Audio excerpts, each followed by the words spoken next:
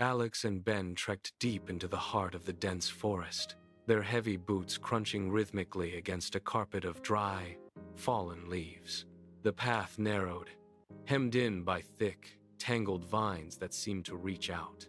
They joked about their morning coffee, their voices echoing cheerfully against the towering oaks.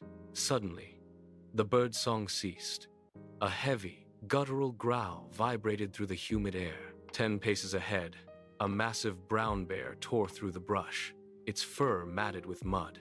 Panic surged. Alex lunged for the nearest pine, his fingers clawing desperately at the bark. He hauled himself upward, muscles straining and breath coming in ragged gasps, until he reached a high branch. He pulled his legs tight, refusing to look down. Ben stood paralyzed on the forest floor, watching his friend disappear into the safety. The bear turned its massive head toward him, nostrils flaring as it caught his scent. With no time to run, Ben dropped to the dirt, pressing his chest flat against the soil. He squeezed his eyes shut and locked his limbs, forcing his lungs to remain deathly still. The bear approached.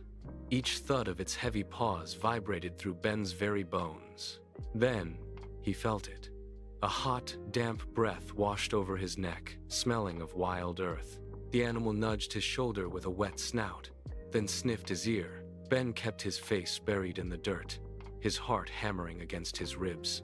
The bear let out a sharp, wet snort that sprayed dirt onto Ben's jacket. Finally, the heavy thudding resumed, moving slowly away into the thicket, until the forest was silent once more. Alex slid down the trunk, his hands trembling. "That was close," he stammered. "What did the bear whisper in your ear?" Ben stood up slowly, dusting off his clothes. He looked Alex directly in the eye. "He told me," Ben said quietly, "never travel with a friend who abandons you." Ben turned, leaving Alex alone.